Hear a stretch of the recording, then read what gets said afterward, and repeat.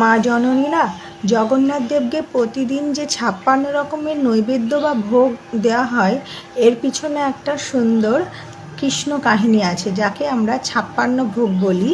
এর পিছনে একটা সুন্দর কৃষ্ণলীলা বর্ণনা করা হয়েছে। সেটি হলো, যখন ভগবান শ্রীকৃষ্ণ যে গিরি গোবর্ধনধারী ধারণ করেছিলেন তার কেড়ে আঙুল দিয়ে, তো সেই সময় তিনি টানা 7 দিন ওই কেড়ে আঙুল দিয়ে গিরি গোবর্ধনকে ধারণ করে রেখেছিলেন, এবং সেই সময় ওই 7টি দিন কিন্তু তিনি জল স্পর্শ পর্যন্ত করেননি, কিছু সেবাও করেননি। তো প্রতিদিন এমনি ভগবান শ্রীকৃষ্ণ দিনে 8 বার আহার করতেন, 8 বার আহার করতেন। তাহলে 7 দিন তিনি ওই রকম কোনো রকম জল স্পর্শ বা আহার গ্রহণ করেননি।